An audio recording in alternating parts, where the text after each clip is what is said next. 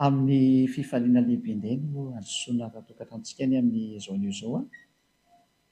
Ny ambassadeur ny Yahosoa Elia no mandroso atokantrantsika mitondra ny fampianarana anarana faharoa indray tsika ny amin'izao fotoana izao. Dia amin'ny firavoravoana lehibe no iarahantsika indray ary miarahaba manokana ny dada malalaka Yayavaza izay mampitondra an'izao teny izao a. Ary miarahaba manokana koa ny Yahosoa izay tompony fampianarana koa izay avy any amin'ny dada mala Yayava ary dia voninahitra ho anazy menaka. Dia mamerina ny fiarahabanantsika rehetra totokantrano tena koa ny ambassadeur ny Yahosoa Elia no mandroso atokantrantsika indray ny amin'ny teny ety. Dia mamerina ny fiarahabana an'izay rehetra mbola tsy nahiny ihany koa izany a. Dia samota iny Yahosoa daholo. Narana faharoa ny fampianarantsika ny amin'izao anio izao ary mitondra ny lohateny hoe ny anaran'ny Yayava dia novain'ny olombelona hoe Allah. Moa izany Andriamanitra ny Silamo izay alaza ao any tsy malala, na hoe Jehova ho any Andriamanitry ny Protestanta ny dikan'izay, ary hoe Yahvé ho any Andriamanitry ny Katolika ny dikan'izay. Fa maninona moa izany izy io no novaina? Izany ilay resatsika. Dia hatrany manome valiteny ary voaferimberiko ity valiteny ity hoe nanararoatra ny atezeran'ny dada Yahva ny olombelona satria rehefa nanota ireo zanak'Israely ireo dia nanararoatra an'ilay atezeran'ny dada Yahva izay nisy teo amin'ny zanak'Israely ny olombelona. Ina ny antony? Satria ny olombelona rehefa nahita hoe tezitra dada Yahva tamin'ny zanak'Israely izay nanota teo anatrehany dia nandray fanapa-kevitra dada Yahva hikapoka sy hamely ary hamono an' zareo ary hisaraka amin'ny tanteraka. Ary nanomboka teo dia tsy nisy nafantatra ny dada Yahva intsony ny zanak'Israely. Eny ny fahatrany amin'ny anarany aza tsy fantany. Ka rehefa tsy fantany moa ny anarany izany dia mazava ho azy fa tsisy mahay intsony. Ary rehefa tsisy nafantatra intsony ny olombelona dia nanomboka teo amin'izay dia namorona ny anarany amin'izay ny olombelona rehetrarehetra. Tao ny katolika romanina nanomboka namorona ny azy koa. Tao izany ny silamo namorona ny anazy koa. Silamo dia tena nisy namorona boky spesialy ho an'izareo mihitsy izy. Izay no nahatonga nanome an'ilay daty hoe raha ny fivavahana silamo angeika taty amin'ny taona plus 600 taoriana l'an 0. Nefa ny bokin'ny Israelianina, bokin'ny Jiosy dia efa tany amin'ny moins 1900 tany ho any zany. Chiffre approximative moa izany fa izany hoe milaza ny mahatranainy azy. Ny bokin'ny Mose izany dia efa tany amin'ny taona moins 1500 moins 1400 tany ho any. Chiffre approximative daholo izany, izany hoe daty manakaikaiky ny maro satria fa ela loatra izy dia tsy hita intsony ilay tena hoe précis, tena daty précise mihitsy. Ka eo amin'izay sary izay dia milaza amintsika mihitsy fa efa boky efa taty aoriana daholo izany ny boky misy. Raintsika ny katolika romanina dia tany nomboka tany amin'ny moins 100 tany ny tena nanjakanjakan'zareo tao amin'ny fahatry ny Israel. Nanomboka nanjakazaka izy dia rariny zareo raha namorona. Ohatran'izay koa ny protestanta koa namorona ny azy izy taty aoriana ela be taty koa izy mba namorona ny azy. Izany hoe samy namoromorona ny azy teny daholo izany. Nanararoatra ny fisarahan'ny dada Yahva tamin'ny zanak'Israely satria tsy nahay niantsony io Andriamanitra intsony ny olombelona. Dia teo ilay fanararotana ilay olombelona Israelianina izay resako izay tsy afaka niantso ny Andriamanitra ny satria ny atamin'ilay Andriamanitra ny Yahva dia nanararoatra daholo namorona anarana ny olombelona ary indrisy tonga hatrany amin'ny namorona boky mihitsy ny aza dia samy nanao ny azy izay. Ka ho azavaiko amintsika tokoa hoe tena nisy ve izany hoe tena tezitra marina ve tamin'ireto zanak'Israely dada malala Yahva ary vokatran'izay atezerana izay dia nisaraka taminazy dada mala Yahva. Rehefa nisaraka taminazy dia lasa tsy fantatra intsony ilay anarana. Daholo jerevantsika ny soratra masina. jerevantsika arany soratra masina araka ny voalaza ao amin'ny tadiavaka ampidintsika zany teknisiana sady manolotra manamboatra ihany nareo ao anatin'izany sary teta zany araka ny voalaza amin'ny bokin'ny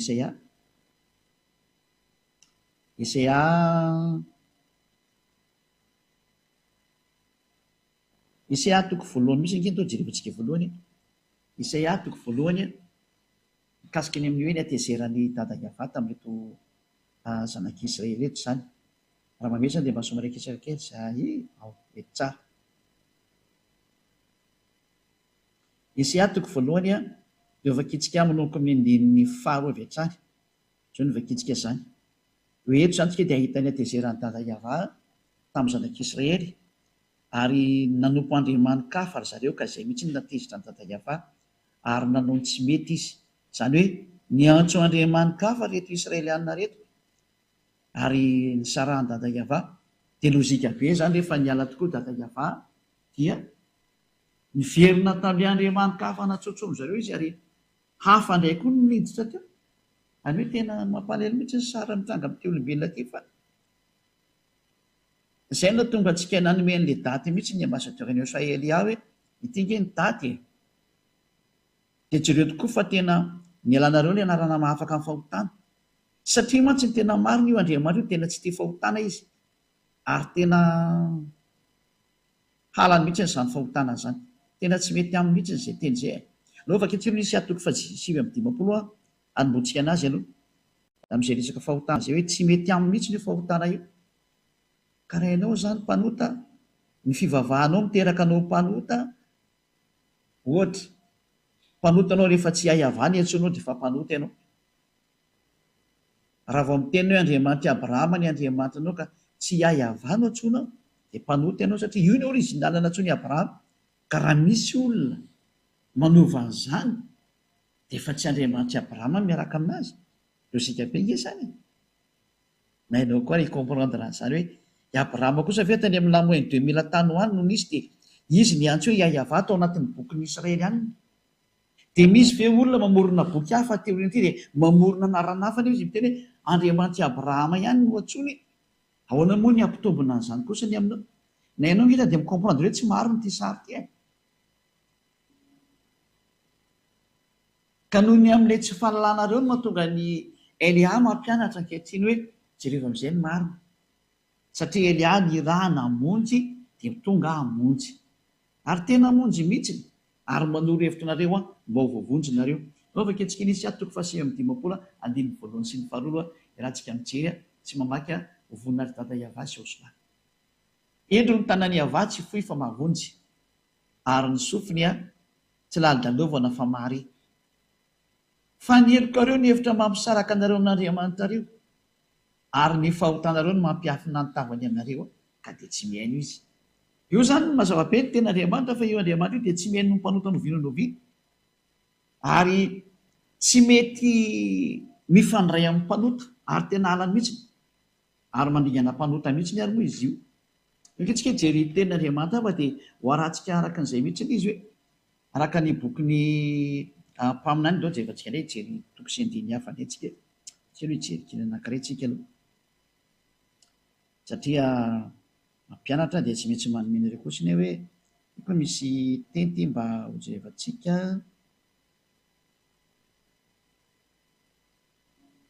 Ao amin'ny Jeremia toko 4:10 dia andininy 7 sy ny 9. Jeremia 9:18. Jeremia 16 dia 9:18. 16, voilà. Mihetsika hijery an'ity teny ity indray. Jeremia 16 9:18.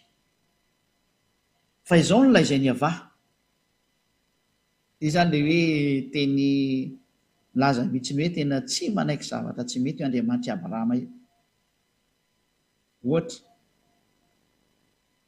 lehilahy iray manambady anankiroa na telo na efatra na dimy na folo na 20 na 30 efa fahotana zany amin'ny Andriamanitra Abrahama io satria ilay mpaminany faran'izay ny raha izay Israelianina satria hoe miaino ny tenin'ny mpaminany nareo dia ny mpaminany Israelianina farany dia ilay antsoina hoe Yahosoa. Mbola ampianariko antsika mihitsy moa anaran'ny Yahosoa io koa. Fa io ny mpaminany farany, tsy Jesosy zany ny anaran'izy io na Jésus. Non. C'est un faux nom zany. Anarana diso zany, anarana grika zany. Tsy mpaminany israelianina zany Jesosy zany. Any amin'ny grika azy zany Andriamanitra ny grika zany. Fa ny mpaminany israelianina farany Yahosoa no anarany. Zay.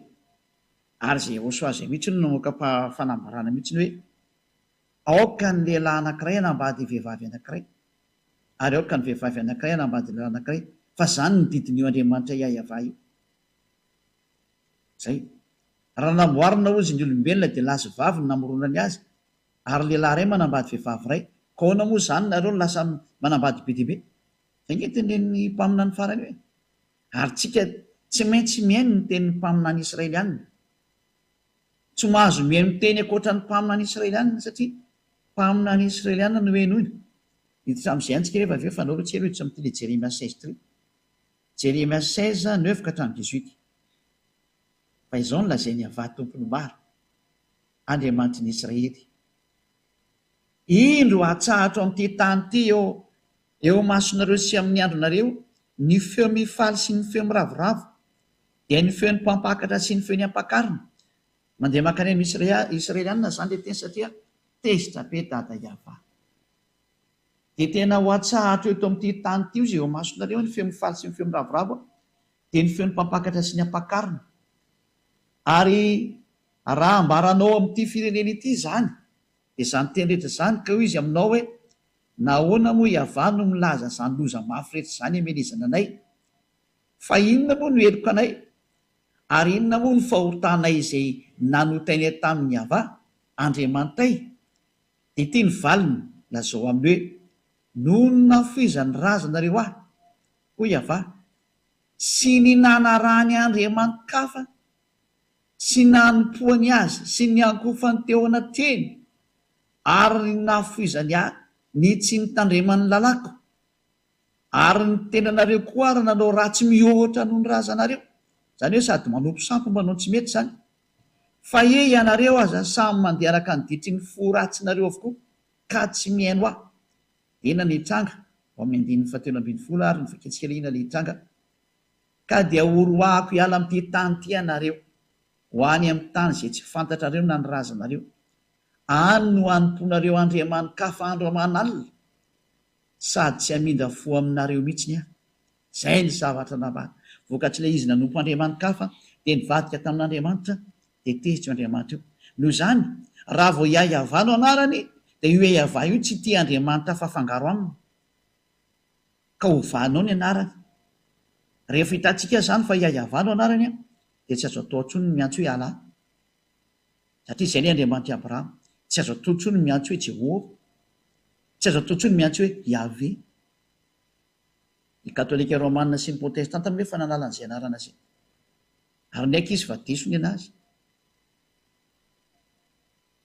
Dia izany misy zany tonga saina izay mbola tsy mety ho tonga saina, fa mazava be ny ilay teny. Izay na tonga antsika nianatra n'ilay lesona tamin'ny voalohany hoe iza ny anaran'ny Andriamanitra Abrahama. Ka raha vao diso io anaran'Andriamanitra Abrahama io no ovainao zavatra hafa, dia efa mpanota ianao. Raha vao niantso hafa ianao zany dia efa klasy mpanota ianao. Tsy azo lavina zany fa teny marina nge zany. Rehefa tsy minao dia andany eno tsara efa ampianarana larana voalohany fa ho fampitohy moa tsy ny voalohany sy ny faharoa. Izay no mahatonga ny Elia manoro hoe teto no natonga anareo nanovana io anaran'io, zany hoe nisy nanararoatra ilay zava-nisy tao Israely. Nararoatiny sasany ilay zava-doza nitranga tao Israely ny amin'ny adezeran'ny dada Yahveh tamin'ny israelianina, nisy nanararoatra ary dia novainy amin'izay zany anarana zany.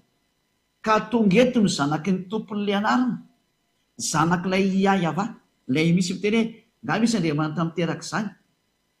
Ka izay ilay tenin'ilay Andriamanitra Abrahama rehefa nandefa an'ilay mpaminany farany izy.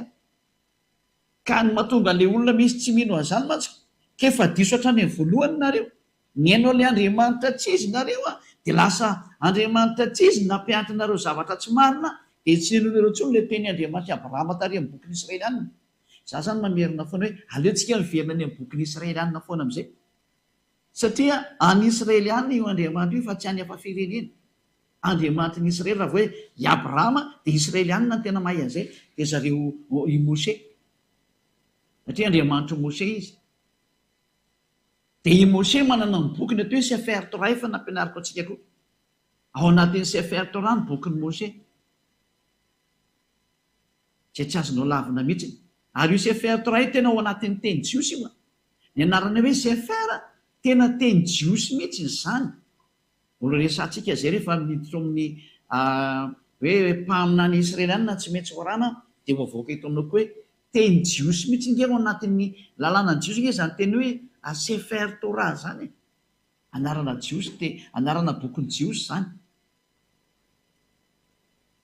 eo mitsymihitsy zany teny zany fa tsy hoe zany mamorimorona azy eto fa tena anarana fiantsona amin'ny bokyny jiosy ny to hoe sefer zany ary ny mpanoratra dia sofer na zareo soferimna zany avelantsika amio zany fa tsy aloha dia mijery hoe ny fahotanao dia efa manomboka ny miantso andriamanitra tsy izy ianao rehefa tsy hahavanina tsonao dia efa andriamanitra tsy izy iny dikan'izay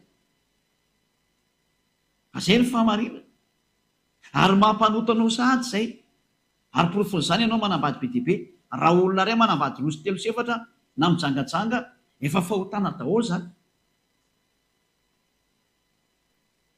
ny fanompon'andriamanitra tsy mitovy amin'ny hahavany ianarany dia efa fahotana zany satria voaporofo mihitsy ny tao amin'ny larana voalohany fa tena ianaran'io andriamanitra io dia iayava ary tezitra izy raha voanovaina io anarana io tezitra mihitsiny izy ary ny saraka tamin'ny israelianina ary io fisarahana io mihitsiny a no nahararotin'ny sasany amin'izay a reto olona tsy matahotra an'andriamanitra eto zay ino mahatonga amin'ny miteny aminareo olombelona amin'izao génération zao hoe raha nisinao tsy mety ny tany aloha tany aza manareo manaraka ny tsy mety manaraka aminazy raha misy nanao tsy mety ny tany aloha tany dia aza rahanao oka ianao tsy hipetraka ao amin'ny plasiny hoe rehefa fantatra fa tsy mety dia mbola rahana ihany aza manao an'izany tsotra fa andro ny fahalalana zao a aleontsika mihitsy ny fahalalana dia ny marina zay na tonga ny eliana ampianatra ry hoe iza le andriamanitra abrahama ka raha vao novainao zay iayava zay a novainao hoe alana jehova na iave efa tsy mety na izy mety ho antsolo any fa reo moa zany tena azo zany hoe bebe mpiantso reo zany fa be diaibe ny miantso akoatran'io defa mazava ny teny dada iava hoe tena tenanareo mihitsiny tena tezitra aminareo mihitsy moa zany zay teny dia nge jevatsika fa ianareo samy mandeha amin'izay araka ny diky ny fo ratsy ny rovokoa ka tsy mihaino anareo ka dia oroako hiala amin'ity tany tinareo ho any amin'ny tany zay tsy fantatra nareo na ny razanareo ary any ho anomponareo andriamanikafa andro amanalina ary tsy hamindra fo aminareo aho tena dada iava mihitsy zany no teny hoe aminompo andriamanikafa amin'izay ny afaranareo io amin'izay forona amin'izay ny andriamanikafa be diaibe tsioko namoron'andriamanikafa amin'izay ny olona hoe anompo andriamanitra na ny israeliana raha tratrana izy koa dia jerentsika ny israeliana fa ny israeliana nge zao mino an'izany jehovah jesosy zany inondro zareo ane zany nefa dia andriamanitra ny grika be zao dia inondro israeliana samy manaonao foana dao zao ny olombelona rehetrarehetra eto ambony tany am'izao tsika miteny zao zay ny antony nandefasan'ny dada Mariaiava naniraka ny Elia hoe andana avy reny ny olona itoditra satria ho avy ny loza aorianany Elia dia loza matsiravina amin'ity taninareo ty ary efa mandeha zany loza zafatry hoe ho avy miara mandeha amin'izao Elia mitory aminao zao mandeha zany loza mamelanareo zany ary ho tratra amin'izay nareo dia aza mitady solution fa manatona ny Elia fa aty amin'ny Elia ny lakle marina zay aty amiko aty ny lakle rehefa te vojery ianao dia manatona ny Elia mazava-be zany dia ndao ary avy toy-antsika koa indro avy ny andro iava zay tsy anaovana intsony hoe raha velona koa iava zay antona zanak'Israely niakatra avy tany Egypta fa izao kosa raha velona koa iava onisy teo zay antona zanak'Israely niakatra avy tany amin'ny tany avaratra sy avy tany amin'ny tany rehetra zay nandroany azy tena nivadika ny tantara zany zay antona zanak'Israely niakatra avy tany amin'ny tany avaratra indray sy avy tany amin'ny tany rehetra fa ampidiko ho any amin'ny tany zay nomeko ny razany. Izany hoe horoahana ny zanak'Israely ny dikan'izay ary ho voaroaka ao amin'ny taniny izy ary lasany amin'ny avaratra any amin'ny rehetrarehetra manerana azy tontolo izao. Dia io tokoa ny zanak'Israely fa tena voaroaka tanteraka mihitsiny a. Tsy misy afaka mamaly an'izany izao tontolo izao fa tena voaroaka ny zanak'Israely. Inona moa izareo le naverina tamin'ny taona 1822? Tamin'ny taona 1822 izy zanak'Israely vao naverina tamin'ny taniny. Araka ny tenin'Andriamanitra hoe raha verina koa hiavaka hamerina ny zanak'Israely hiala avy any farany avaratra sy hiala any amin'ny tany rehetrarehetra. Izany hoe fahampodinan'ny Israeliana hiverina amin'ny taniny zany no fahavianany eto indray. Izany hoe tena ny roahany dada hiavany zanak'Israely ary tena ho avy nefa ny fotoana miarenana anazy. Efa niverina zareo tamin'ny taona 1822. Saingy mbola misy jiosy be dia be any ipetan-dranomasina any fa tsy ao Israely. Reny ilay anisan'ny tadiavin'ny Eliam zao tsika miteny izao hoe niverena ianareo fa nanao ny tsy mety any ianareo e. Izany mahatonga anareo voaroaka io. Dia mbola tsy tonga saina ihany ve ianareo? Ry Israely ihany, ry hafa firenena mba tonga saina daholo. Dia tsy isantsika ihany ilay teny fa sa moa dia tsy maintsy mananatra antsika foana. Izao fa ho ampidiko any amin'ny tany izay nomeko ny razana izy. Indro izao aniraka mpanovo maro hiava izay hamovo azy. Ary rehefa afaka izany dia aniraka mpihaza maro izay hihaza azy any antendrombohitra sy ny havoana rehetra ary ny antsefatsefaky ny aram-bato. Mpamovo moa zany ty zany hoe zany mpamovo zany ngamany hoe mpanenjika ve dikansa tsy haiko hoe teny gasy mpamovo zany zay. Zany hoe enjehako mihitsy nareo izy dada hiavary tsy amelako mihitsy ireo raha tsy potika. Fa ny masoko dia mijery ny aleny rehetra ka tsy miafina mitavako mihitsy zany. Ary tsy takona amin'ny masoko ny elony. Alohan'izany nefa dia hovaliko avy sasaka ny elony sy ny fahotany noho ny nandotoan'ny taniko dia ny namenoan'ny lovako tamin'ireo fatiny sampony sy ny fahavetavetany ireo. Tezitra mihitsy ny dada hiavana lazay ny fahafatiny sampony mihitsy. Atezerana nge zany hoe samposampo fatiny samponareo to nentinareo aty ohatr'izany. Nanompo Andriamanitra tsy izy ny zanak'Israely. Ratsy be ny zany. Za tena mampitodika ny saina rehetrarehetra ndao tsika hitodika. Fitiavana anareo zao. Andriamanitra hafa daholo ny antsoinao rehefa tsy hiavana antsoinao. Andriamanitra hafa io ary mendrika no potehana koa ianao. Dia izay no mahatonga ny hoe ho arantsika amin'izay hoe nanomboka teo satria roany dada hiavana zanak'Israely tsy nisy nahay ny antso anazy tsony.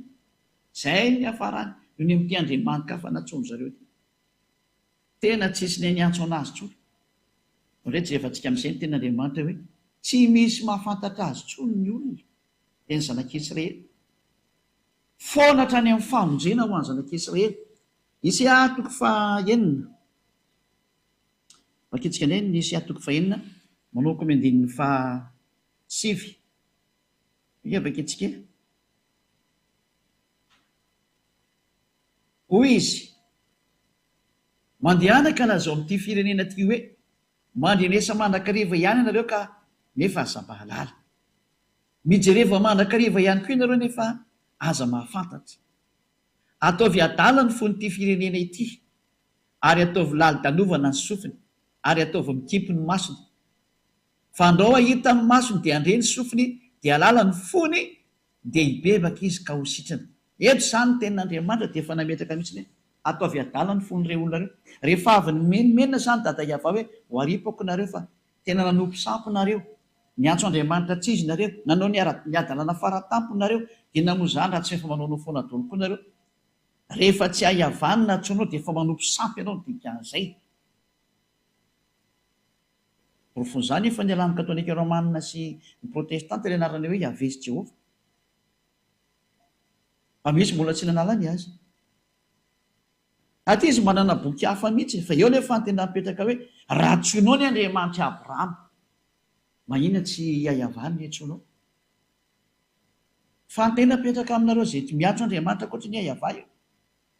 Satria ny rahantsika nijery mihitsy ny originalina ilay anarana tao amin'ny bokin'ny Jiosy niraisika mihitsy ny hoe raha ny bokyny jiosy dia tany amin'ny taona moin 2000 sy ny hoe 1500 tany any bokyny Abrahama sy Mose, fa raha ataontsika raintsika tsoa ny boky hafa raha ny bokyny Silamo taty amin'ny taona plus 600 ty izy ary ny tokony ho arahantsika.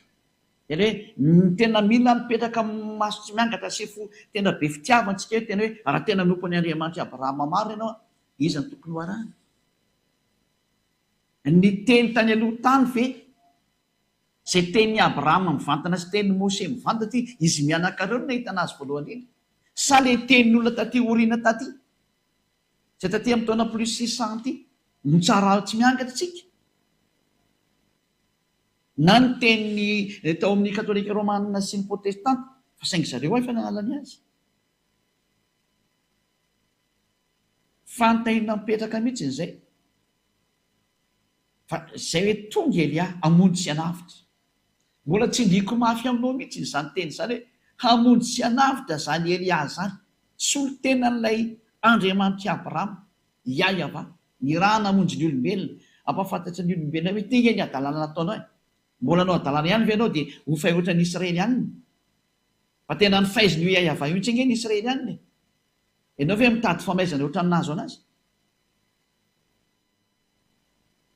Fantahina napetrako amina rehetra izay mandray azy manerana an'izao tontolo izao. Elia mametraka fantahina aminareo olombelona eto ambonin'ny tany dia eto amin'ity planeta terre nareo ity ianareo olombelona, mbola sahanareo ve nanimbazimbana io Andriamanitra Abrahama, fa fanazimbazimba anazy ny fanovana ny anarany. Raha Yahva ny entso ny Abrahama anazy azo ovaina tsoa izy efa manimbazimba ianareo vovanao zany. Ary raha Yahva ny entso ny Mose anazy mbola manimbazimba koa anao raha ovainao zany, satria mpaminany lehibe anankiroa ngery hoe niaraka tamin'ny Yahva. Ka ahoana moa anao ny anazimbazimba ny anarany io ovainao zavatra hafa ny izy dia amoronanao zavatra hafa mihitsy ny izy, tsy matahotra ve ianao? Aza miantso any Andriamanitra Abrahama anao rehefa ho zavatra hafa ny antsonao fa tsy mety tena tsy mety ary milaza aminao fa tena tsy mety fa ifandonana amin'izay ianao dia ianareo. Fa Andriamanitra Abrahama zany tsy azo sangina mihitsy zany, Andriamanitra zany ary tena izy zany, ka mamerina ny sainareo olombelona mihitsy ny hitodika any amin'ilay tena hoe mba jerevo amin'izay ny marina. Fa ny zanak'Israely izay niaraka taminy rehefa nandika ny teny sy naniotra anazy ary niantso Andriamanitra kafa hatrany dia tena nataony fay mihitsy. Dia hitantsika tsara fa tena voaroka anie zareo ary tena fay anie zareo lasa niparitaka manderan-tany ange zareo ary tena fay izy. Hitantsika tsara zao nanaovan'ny Hitler anazy tamin'ny taona ady lehibe nisy tany aloha tany ireo, tamin'ny ady lehibe faharoa nga mitsaikona voalohany faharoa tamin'ny jios Hitler anazy io tamin'ny ady lehibe faharoa. Zava-doza mihitsy anie.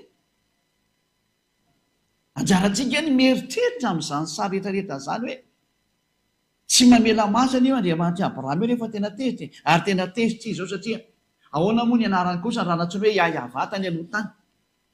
Ary zareo ary rehefa mira dia manao hoe Alleluia, dia zany ihany anarany Yahva ny dikan'izay. Ahoana moa lasa miovana izy tokoa hoe lasa hoe Allah, lasa hoe Jehova, lasa hoe Yahvé, ahoana moa natao an'izany kosa izy, tena tsy mety kosa ne zany. Ary profon'izany tsy misy afaka fahotana ny olona, nefa ny eo Andriamanitra io tsy tia fahotana mihitsy io. Io ny vakitsika tao amin'ilay Esaia 1:15 andiny voalohany sy ny faharoa hoe ny tanany Yahva dia tsy feo fa mavonjy ary ny sofiny tsy ladalovina fahamarina. Fa ny elikoreo ny hevitra mamisaraka taon'Andriamanitra nareo ary ny fahotanareo no mampiafina ny tavany aminareo dia tsy miaino anareo izy. Izany hoe io Andriamanitra Abrahama io zany dia miantso anao mihitsy hoe tsy hainao anao mpanota zany izy. Raha vao novainao io anaran'io dia efa mpanota ianao ary izay no nandringana any Israely any. Raha vao novainao io anaran'io dia efa nanota ianao, satria ny teny ny mpaminany Israely any hoe ny voninahitro tsy meko ny hafa mihitsy ka tsy ekeny io Andriamanitra io mihitsy, zany hoe anarana ovaovaina izany. Raha vakitsika ny bokyny 10 jiosy, raha niresaka tamin'ny Israely any izy tamin'izay fotoana izay ka nanome ny fanekena voalohany izay nifanaovany tamin'ny zanak'Israely dia izao ny voalaza ny lana hoe aza manana andriamanikafa fa izao rery ihany. zay ny voalaza ao anatin'ny didy folon'io andriamanitra io mena zanak'Israely. Zany hoe tsy ekeny mihitsiny zany isy Andriamanitra hidobly anazy any na hovainao ny momba anazy. Rehefa iaiavanao anarany dia iaiava hatramin'ny farany. Vaky antsika amin'ny bokin'ny Exodosy, Exodosy toko fa 20:1 sy ny 4 ary ny 7. Dia nilaza zao teny rehetra zao Andriamanitra ka nanao hoe ty le tenin'ny Mose ty a. Ary raha vao mino any Abrahama ianao dia mino any Mose satria Mose sy Abrahama mitovy. Andriamanitra ray naniraka anazy mianaka. Ary raha vao mino any Mose ianao dia mino any Abrahama dia mino an'ity tenin'ny Yahva ty, le Andriamanitra Abrahama sy Andriamanitra Mose. Fa izao ny tenen'ny tato. Dia nilaza an'izao teny zao izy ao amin'ny bokin'ny Sefer Torah ny Jiosy. Araka ny Exodosy toko 20 hoe Shemot chapitre 20. Shemot moa zany dikany Exodosy amin'ny teny Hébreu. Izao ny hava-Andriamanitrareo izay nitondra anao nivoaka avy tany amin'ny tany Egypta tamin'ny trano nandevozana. Eo aloha zany dia efa nametraka ny définition io Andriamanitra Abrahama io fa io Andriamanitra io dia nitondra ny zanak'Israely nivoaka avy any Egypta tao amin'ny trano nanandevozana anazy. Apetraka aminareo rehetra izay miantso ny Andriamanitra anareo any nareo hoe nareo ve ilay andevo tany Egypta sa ny Israely any? Manontany tena daholo amin'izay rehetrarehetra na malagasy io na anglisy io na frantsay io na afrikana io na arabo io na sinoa io na japonais na amerikana hoe ianareo ve ny voalaza tamin'ity teny ity sa hafa? Dia voalaza ny ten'Andriamanitra fa ilay Andriamanitra dia tao amin'ny Israelianina mihitsy no niasa araka ny tenin'Andriamanitra Abrahama tamin'ny Mose hoe izao no hiava-Andriamanitra ao izay nitondra anao nivoaka avy tany amin'ny tany Egypta tamin'ny trano nandevozana. Raha ity teny ity zany dia mazava fa izay andevo no miaraka aminy ka andevo tany Egypta. Ka ianareo ve mba andevo tany Egypta? Ianareo rehetrarehetrareo ve mba nisy andevo tany Egypta? Fa izaho manokana aloha dia milaza fa tsisy andevo tany afa-tsy Israelina rery ihany ny andevo tao Egypta. Araka ny voalaza ny tenin'ny Andriamanitra ny Abrahama ary nisoratany dadabe Mose. Fa i dadabe Mose izay tena mpaminan'Andriamanitra dia niteny fa io Andriamanitra io dia nitondra ny zanak'Israely niala avy any Egypta tao amin'ny trano nandevozana. Raha amin'ny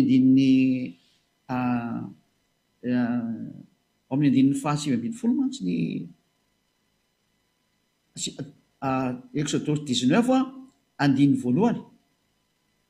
Tamin'ny volana fahatelo taorian'ny ialany zanak'Israely tany amin'ny tany Egypta dia tamin'ny andro zany no natongavany tany amin'ny efitra Sinay. Ao amin'ny efitra Sinay zany zareo amin'io, zareo Israelianina zany. Dia tao amin'io efitra Sinay no nanomezany dada Yavan'ny didy folo an'zareo any Israelianina. Dia reto Israelianina reto zany satria ilay nivakiko tao amin'ny andininy fa ao amin'ny toko fa 9:20 teo. Reto Israelianina reto zany lay andevo tao Egypta dia ireo ilay nentina nivoaka. Dia ozy ny dada Yahva hoe izaho no Yahva Andriamanitra ao ilay nitondra anao avy any amin'ny tany Egypta nivoaka avy ao amin'io trano nandevozana io. Mazava zany fa ny mahafantatra an'io Andriamanitra io dia ny Israelianina. Noho izany tsy maintsy ny bokin'ny Israelianina ny jerevantsika ny momba azy. Fa tsy azy hoe ary amin'ny boky tsy fantatra ary. Ka misy teny hoe izy io mba mahafantatra an'io Andriamanitra io fa nisy ny teny tamina, resaka tamina, nisy ny seho tamina. Aza miditra amin'izany fa ny teny marin'ny Abrahama kosa dia misy mazava hoe izao ilay Andriamanitra Abrahama ilay nitondra anao nivoaka avy tany amin'ny tany Egypta. Niantsona zany Andriamanitra Abrahama zany Yahva niantsona taminy ao amin'ny bokin'ny Jiosy. Dia izay no tonga amin'ny teny hoe io anaran'ny Yahva io dia misy an'izao teny izao ao amin'ny andininy 7. Aza manana andriamanitra fa izao Yahva ihany. Zarery zany no Andriamanitra ao Yahva no anarako dia aza asiana andriamanitra hafa intsony ankoatrana mazava-be izay.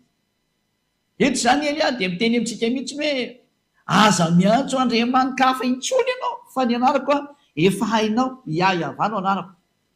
Ka aza miantso hafa intsony ianao. Nanina nefa nareo ny antso hafa? Dia misy mantaiza moa ilay antsonareo? Dia samy mandinika e. Aza efa nanome santionina ny teo. Misy hoe miantso hoe ala, tsy izay ny anaran'ny Andriamanitra araka ny voalazan'ny soratra masina any Jiosy.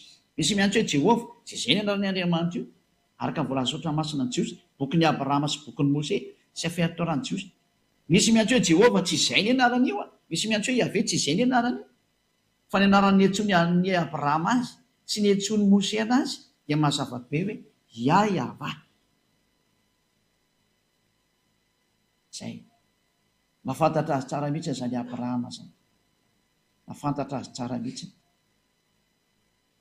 Andriamanitra Abrahama izy, Andriamanitra Mose izy, fa i Mose moa tena nizingizina mihitsy ny amin'ny fahalalana azy, tena fantany tsara mihitsy. Satria raha miteny hoe Andriamanitra Abrahama dia mahafantatra azy Abrahama, Andriamanitra Mose dia mahafantatra azy Mose. Iza ny anarany? Yahvá no anarany. Dia ahoana nefa nanao nanova? Fanontaniana apetraka aminao, nanina ianao nanova? Iza no teny taminao ho vao io? Iza no teny taminao hoe hovainao io? Fanontaniana apetraka aminao rehetrarehetra mihitsy izay. Fa tsy moramora amin'ny Andriamanitra Abrahama izao zavatra nataonao izao. Satria efa teny izy hoe aza manan'Andriamanitra hafa fa izarery any. Ary namafisina izany tamin'ny boky mpaminany, araka ny tenin'ny mpaminany, ary boky nisy afaka itsika miaraka indray boky nisy ahy. Dia manasanao foana miantso anao anaraka an'ilay teny Isaiah 48:11.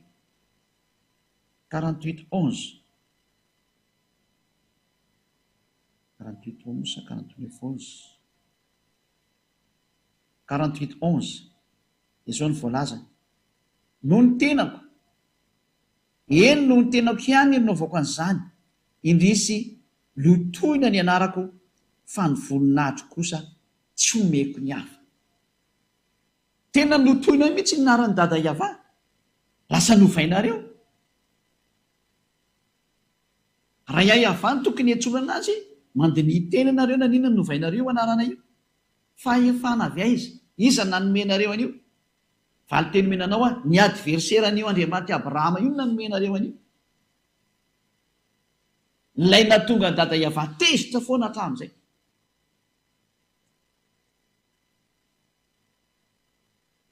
Ary vokatry ny atezerany dada Yahvá amin'izay a, teo amin'izay nareo nanararoatra. Rehefa tezy dada Yahvá dia nisitaka tamin'ny zanak'Esy, tsy nety niaraka tamin'ny tsony a. Teo amin'izay nareo a ny olombelona tena nampalahelo mihitsy ilay zavatra niseho. Nalain'izareo amin'izay dia namorona anaran'Andriamanitra amin'izay izy. Teo daholo ny nivoahan'ny anarana be dia be natsoinareo olombelona. Oka daholo ny karazan'Andriamanitra be dia be. Indrisy mampalahelo. Izany hoe nararotiny sasany ilay fisitany Yahvá malala tamin'ny zanak'Israely, Yahvá ilay Andriamanitra Abrahama, ilay Andriamanitra Mose. Rehefa niala tamin'ny zanak'Israely izy fa tezitra, dia nararotina amin'izay ilay fialana. Satria tsy nahafantatra azy intsony ny zanak'Israely, dia nararotina koa ilay tsy fahalalana, dia novaina amin'izay ilay hoe Allah, Jehova, Yahvé, sy ny maro samihafa izay tsy voatanisy e. Misy mamorona be dia be any. Fa reo moa tena malaza reo dia izay nahatonga ny hoe tiany santionany ity. Fefa be dia be izany ankehitriny. Mampalahelo, mendrika ny potehany izao tontolo izao. Ary tena rary ny raha ho potehana amin'izay nareo. Rary.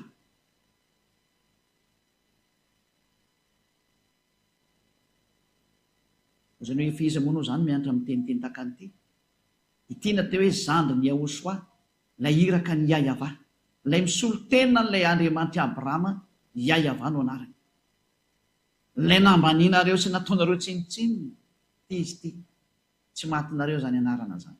Olombelona ihany nareo ka mipetratra.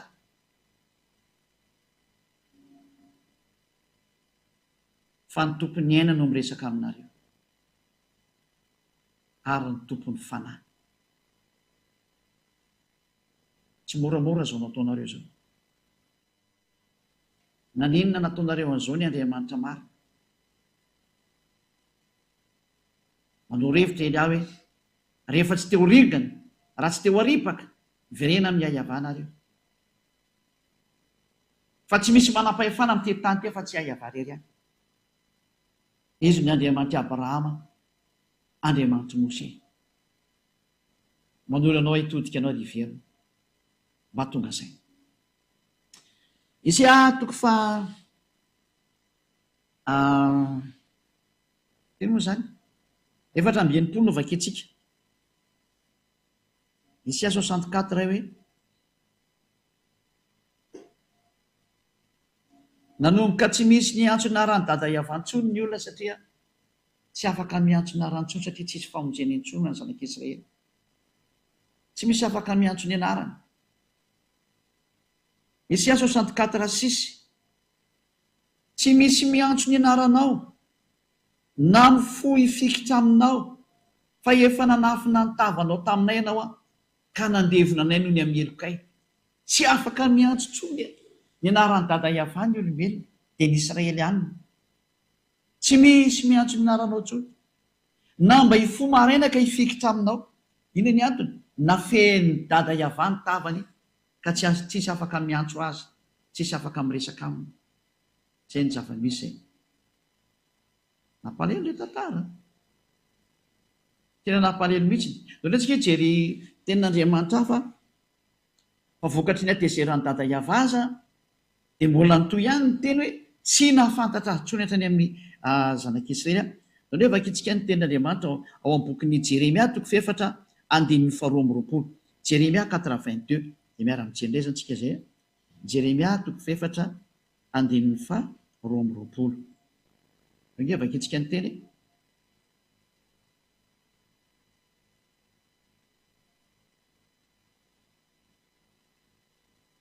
Jeremia 4:22. Fa adala ny oloko, izao tsy mba fantany, tsy fantany tsony dada Iavany. Zaza tsy misy saina izy, tena tsy misy saina intsony. Very zany ny fahalalana ny dada Iavany, sady tsy manam-pahalalana. Raha ny anao ratsy dia endry izy, fa raha ny anao soa kosa tsy fantany tsony. Mazava zany ny teny eto fa tena tsy mahafantatra ny dada Iavany tsony ny zanak'Israely. Teo ilay nararotina amin'izay. Ary ny zava-doza aza, raha sendra misy miantso ny narany dada Iavany dia nitenenina hoe aza miantso an'izany tsony fa so maty eto ny hafarany. Maty mihitsy ny hafarany. Raha vakitsika ny bokin'ny Amosa 4:9 angamba nisy enao vakitsika zay. Amosa 4:9 vakitsika kely amin'arany Aosoa.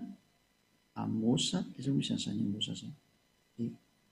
4:9 dia manomboka amin'ny 5. Hoe teto no nahatonga ny olona nanararoatra nanovany eo amin'izay dia ny olona tsy matahotra ny eo Andriamanitra Abrahamy mihitsy. Amosa 4:9 ka hatrany amin'ny 10. Ary raha misy folona sisa ho an-trano iray dia samy ho faty ireo. Io zany ilay ozina hoe ho ataoko maty mihitsy nareo androany, ho enjehako mihitsy ireo sy dada Iavany, vonoko nareo. Ary ny havan'izay matina izay mandevona azy dia ambetany faty ka dia tondra azy hiala ao an-trano. Hoe avoaka zany dia faty zany satria maty ireo. Dia hiteny amin'izay ao anaty trano hoe mbola misy ihany va ato aminao, zany hoe mbola misy olona maty ihany ve ao. Dia hoy izy hoe tapitra, dia ho valiana hoe manginona re fa tsy tokony ho tonoina ny anaran'ny Iavany.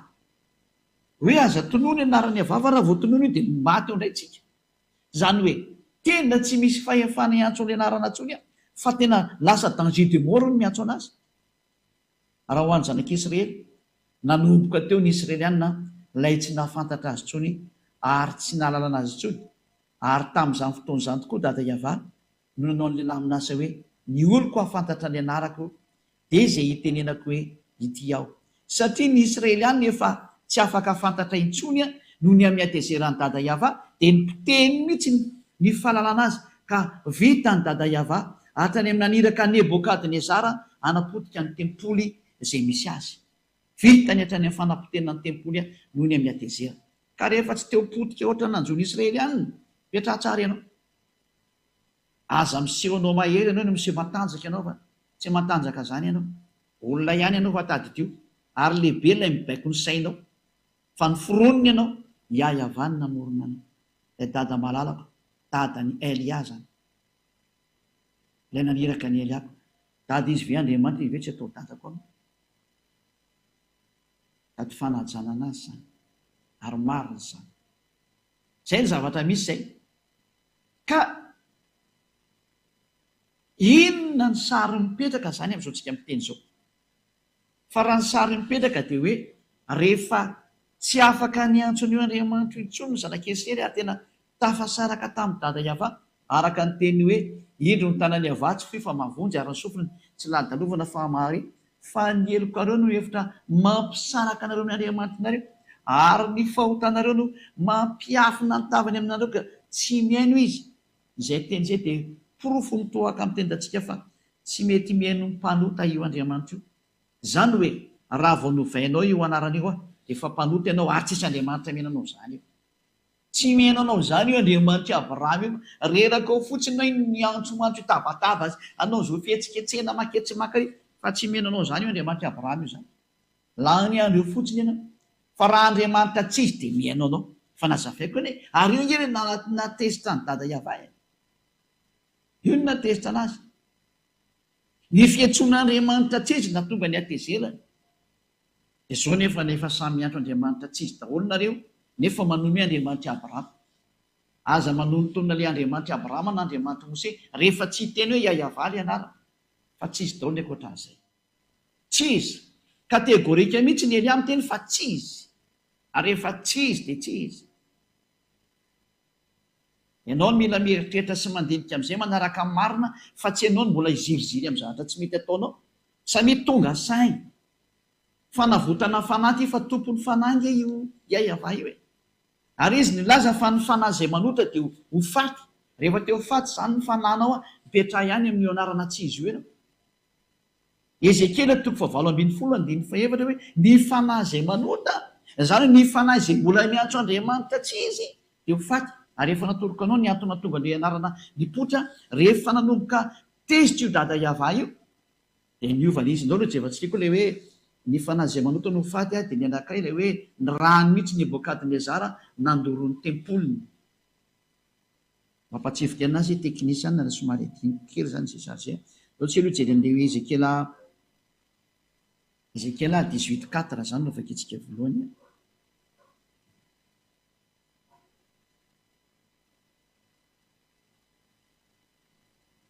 Ezekiel 18:4 indro ahy ny fanahy rehetra, toy ny fanahy ny ray dia toy izany koa ny fanahy ny zanany, samy ahy daholo ireny.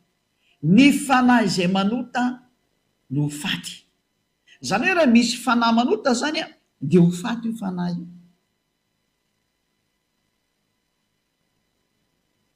Ka fahotana ny natezitra n'Andriamanitra tamin'ny zanak'Israely, ny fahotan'ireo zanak'Israely nanompo Andriamanitra tsy izy, niantso Andriamanitra hafa. Tany dia fatezerana, potika, fampitehana. Rehefa tsy teo potika ianao fa andro farany zao, ialamy Andriamanitra tsy izy. Iverenina amin'ilay Andriamanitra Abrahama antsoiny anarana hoe Iava. Iverena amin'ny Andriamanitra ny Mose ilay antsoiny anarana hoe Iava. Fa ray ihany ny Andriamanitra izy mianakavy. Tena fitiavana izany teneniko izany. Fitiavana ny te-hamonjy anao satria manino? Efa mandeha any ny loza-melanareo olombelona. Efa misy eo ambony lohanareo, efa misy eo ambanin'ny taninareo, efa misy eo akaikin'ny tombotronareo. Efa mandeha ny daholo ny loza. Teny amin'ny rivotra efa misy. Feno loza amin'ity taninareo ity amin'izao ritenenako izao. Ny fikapoana eny aminao iny sisa ny andrasanao. Rehefa tsy hitodika ianao dia hamely ireo. Dia mbola misy ny fotoana maizany fiainana. Fa fitiavana izany ataon'ny Elia zany. Tena fitiavana izany. Mbola misintona anao foana hoe mba miverena fa ampy izay. Nanome porofo za. Nomeko mihitsy hoe ity daholo ny faotin'ilay izy. Tatony na voanareo. Mbola jerevantsika daholo izany rehetrarehetra izany hoe menoa ny tenin'ny mpaminany Israely ihany. Daholo jerevantsika hoe tena nipotehiny dada Iava amin'izay hatrany amin'ilay tempolony. Rovakitsika ny bokin'ny Jeremia filo izy 52 amin'izy. Jeremia 52:11 angambany izy hoe potehiny dada Iava mihitsy ny tempolo tao Jerosalema. Hoe Jeremia 52 angambany izy indray zao. Teo amin'ny indininy hoe vakitsika manomboka amin'ny indininy fafily. 52:7 ka hatrany amin'ny Jefia Frans 7, 8, 9, 10, 11 eo angambany izay. 10.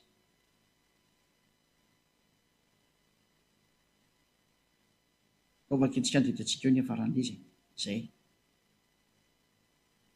Ary nisy voabanga ny tanàna dia nandositra alina ary ny miaramila rehetra ka niala tao an-tanàna tamin'ny lalana mankany amin'ny vavahady tany elanelan'ny mandaroa izay eo anilan'ny sany mpanjaka, fa ny kaldianina no manodidina ny tanàna ka nandeha tamin'ny lalana mankeny amin'ny tany ay. Ary ny miaramila ny kaldianina nenjika ny mpanjaka ka natratra ny Zedeka teny amin'ny tany ay, ary Jeriko dia niparika nandao azy ny miaramila ny rehetra. Ary voasambotra ny mpanjaka ka nentina niakatra ho an'ny Babilôna, ho any amin'ny mpanjakan'ny Babilôna tao Ribla any amin'ny tany Amata, ka dia notsaraina tao izy. Ary ny mpanjakan'ny Babilôna namono ny zanakalany Zedeka teo mason-drainy, ary ny mpanapaka anjodrina koa dia nivonoany tao Ribla.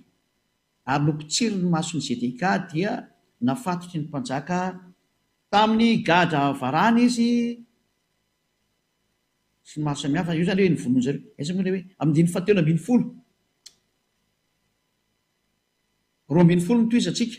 Ary tamin'ny andro 10 tamin'ny volana 15 tamin'ny taona 720 nanjakan'ny Nebokadnezara mpanjakan'ny Babilôna, dia tonga tany Jerosalema Nebosaradana lehibe ny mpiambina mpanompon'ny mpanjakan'ny Babilôna 720 ka nandoro ny tranony Ava sy ny tranony mpanjaka mba amin'ny trano rehetra tany Jerosalema, dia ny trano lehibe rehetra dia nodorana tamin'ny hafa avokoa zay, satria dada Iava mihitsy naniraka anazy hoe ndana dory. Rehefa tehitra zany hoe dada Iava io dia tonga amin'izany sary zany, ary miomana ny dikan'izay. Io ny proof fa nitapahany mihitsy ny fifandraisana tamin'ny zanak'Israely, naseny doriny Nebokadnezara mpanjaka mihitsy izy. Zay le rikatra amin'ny Jeremia 5:20 no ke fijerivantsika izy teny zay. Jeremia 5:20 hoendry Nebokadnezara mpanompo, manompo amin'ny andininy 9. Koa izao no lazainy Iava tompony maro noho ny tsy henonareo ny teniko ry Israelianina, satria Israeliana io resany io, dia indro ampanalaiko ny firenena rehetra any avaratra sy Nebokadnezara mpanjakan'ny Babilôna mpanompoko. Lazainy fa mpanompony mihitsy nefa zata sady olona mpanompo sampy io ny tena biby be mihitsy. Hoy Iava, ary hoentiko amely an'ity tany ity izy sy ny mponeto mba amin'reto firenena manodidina rehetrareto, ka aringako tokoa ireo ka ataoko figagana sy zavatra mampisitrisitra sady rava mandrakizay. Ary dia tsahatra eo ny feo mifaly sy ny feo miravoravo sy ny maro samihafa zany. Eo zany hoe nasainy dada Iava nobataina avy any mihitsy Nebokadnezara hoe asio io, dia poteo reo Israelianina reo, dia poteny Israelianina tokoa ary poteonareo Babilônianina io Israelianina io.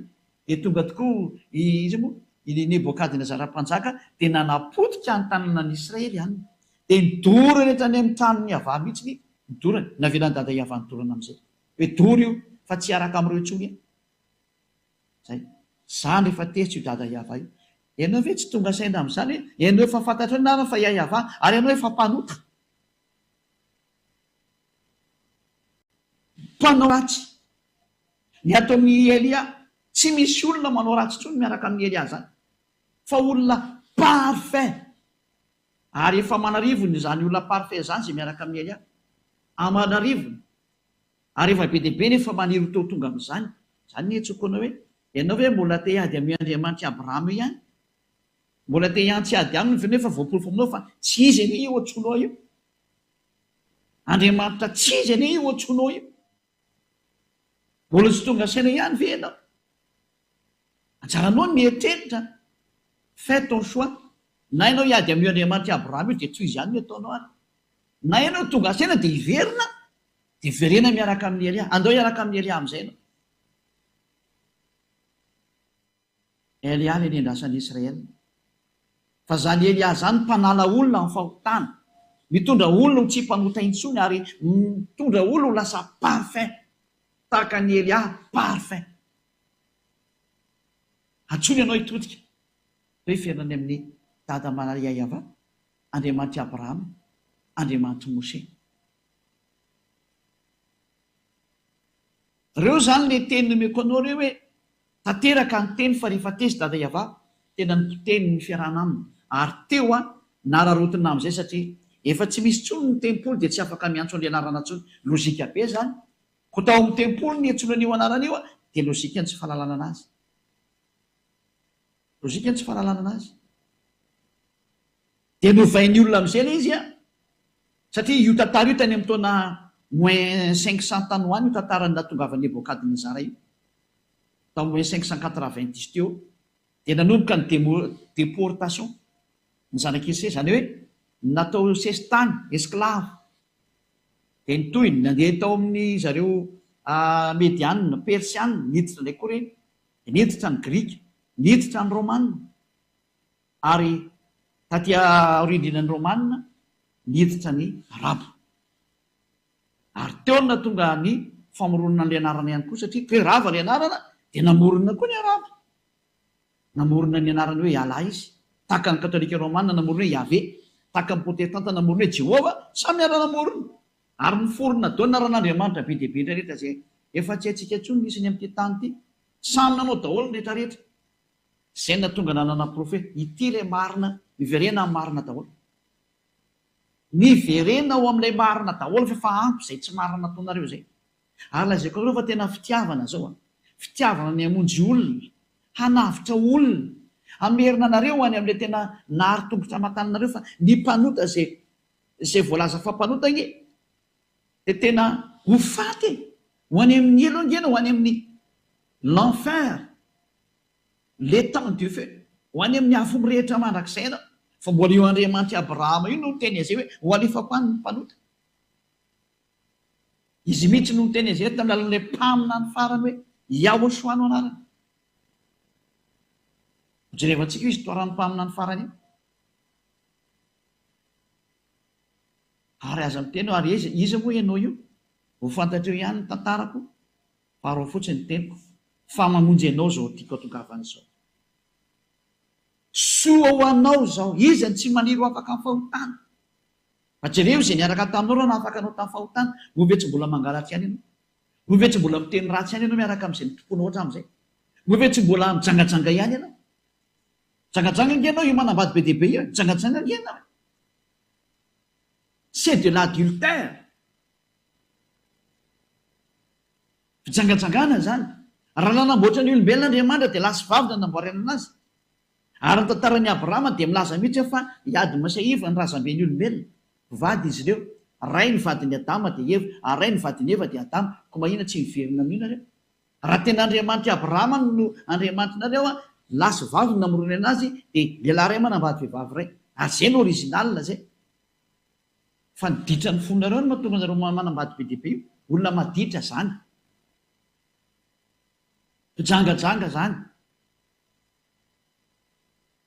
Mpangalatra mpijangajanga, ny mpanao ratsy mpijangajanga. Rehefa novaina ilay anarana dia efa mpanota zany. Ary ny mpanota ho vonon'Andriamanitra i Abrahama. Io Andriamanitra Abrahama io mihitsy ny hamono anao. Tena miteny anareo mihitsy nefa fitiavana ho azo. Tsy misangy io Andriamanitra Abrahama io. Izy no Andriamanitra. Verina amin'ny daholo izay rehetra miantso anazy. Iaiavano anarany. Ary tsy manota intsony izay miantso an'io Andriamanitra io tahaka ny Elia. Tsy izay rehetra efa niaraka tamin'ny Elia. Satria izay miaraka amin'ny Elia, izay no anarany hoe Elia. Iaiavano ny mpaniraka azy. Dikany El dia Andriamanitra, solo tena ny Andriamanitra Yah mandehandeha ny atao hoe Elia. Raha zay ve za manavitra ny rehetra rehetra io? Izao tontolo izao nge zao avotako izao engane mba isan'ilay kilasiny teo vovonjy ianao. Engane konista ao anatin'ilay kilasiny teo afika ianao. Fa ity ny famonjena anao zao teniko izao. Mba izy ianao mitodika. Zao anaraka ny Elia. Anaraka ny dada Yahva. Satria Elia nitondra anao any. Ho afika ianao rehefa manaiky an'izao famonjena zao. Jereo ny efa miaraka amin'ny Elia. Fa manarivo ny eny. Njaranao mba miditra koa. Mavonjeo koa ny fananao. Fa ny fanampanota, ny atao hoe mpanota, dia ny olana novan'io anaran'Andriamanitra io dia efa mpanota ianao. Fa mpanota ianao zay.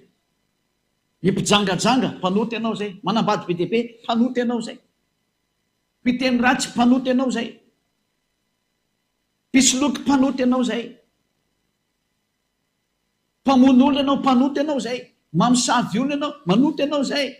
manao zay animba olona ianao, mpanoty ianao zay. Andriamanitra mampanoty miaraka amin'io fa mahatonga saina. Fa ny Andriamanitra Abrahama kosa ny tsy tia fahotana, ary mahakala amin'ny mpanota mihitsy izy vao nivakitsika teo. Zay ny fiafarany teliko mazava tsara aminao, porofoko aminao fa fitiavana zany. Ny Andriamanitra Abrahama zany tsy fisangy zany. Aza misangy an'izany ianao sy anao sahirana. Olombelona ianao ka mipetra tsara, fa tsy fisangy zany Andriamanitra Abrahama zany. Izy tena be fitiavana fa tsy azo rarotina. Ny fampianarana antsika manaraka indray hoe ahoana mihitsy ny tenin'ny Mose indray mikasika ny amin'ny mpaminany. Mpaminany izy ny tokony ho arahana sy fihainoana teny. Izay no jerevantsika indray amin'ny manaraka zay. Fa eto antsika dia mahita mihitsy hoe efa tsy mety intsony ilay izy. Tena efa diso be ny Andriamanitra anao. Porofon'izany ianao mpanota io. Porofon'izany ianao tsy mety tanteraka io. Fa ny olona izay miaraka amin'io Andriamanitra io, izay no tonga nazo namonjy ianao, mo tonga tanteraka ianao. Fa io Andriamanitra io mihitsy tsy tia olona maloto, tsy tia olona mpanota.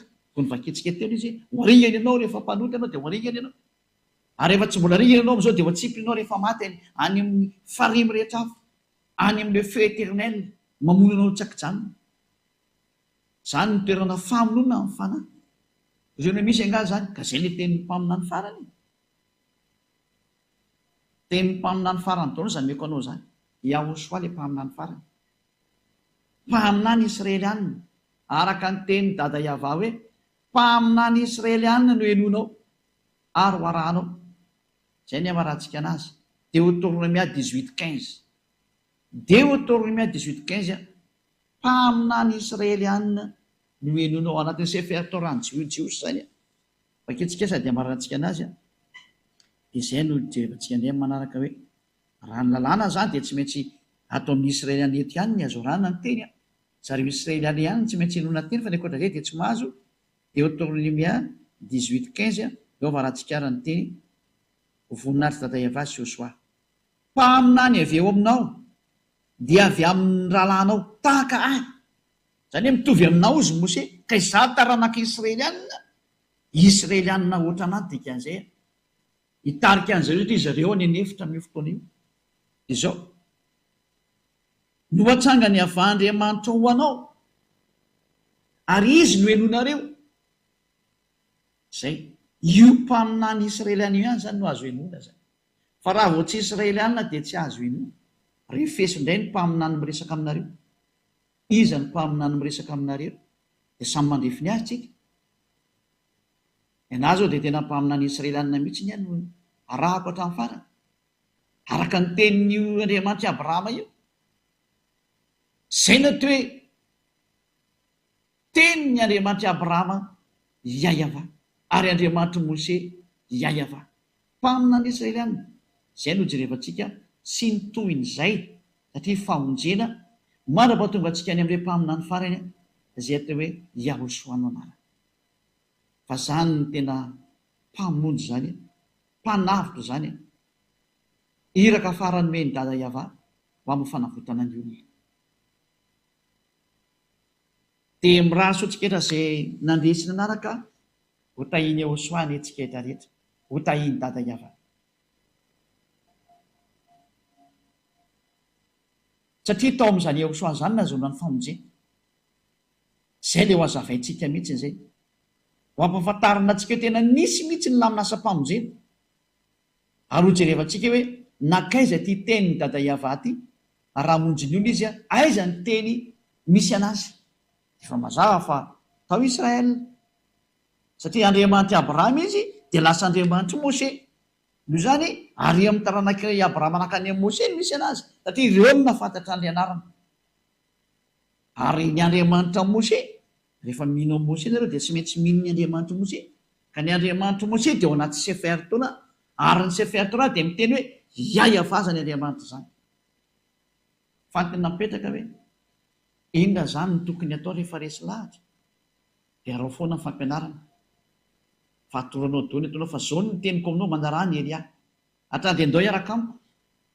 hoe za hamonjy ny fanahiko hoe za tsy hamonjy tsy hanarin'ny fanahiko fa hamonjy andaozy hamonjy ny fanahny miaraka amily adaoly am'izay manerana an'izao tontolo zao onjeo ny fananao fa ny fanahy zay manova anarana dia ho faty ozy dada iava araka ny teny ny mpaminany Ezekely mpaminany Israelianina zany ary ny mpanota rehetra tsy mihaino anareo zany ozy dada iava ary izy tsy azonareo terena fa tsy mihaino izy tsy misy an'izany hoe mivavaka dia mifona dia mivavaka dia mifona dia manao ny ataony dia mifona dia manao ny ataony tsisy Andriamanitra ny teny an'izany fa ny mpanota dia ho anefako any amin'ny farihy mirehatra afo ny teneny fandringanana fatezerana mirehitra zany ny miandry ny mpanota ohatra anareo io dia nareo mpanota rehetrarehetra amin'ity planeta terre ity mpanota daholo nareo ny mbela rehetrarehetra tsy misy afaka na ny ray azana onjeo ny fananareo nao anaraka ny Elia efa afaka itsika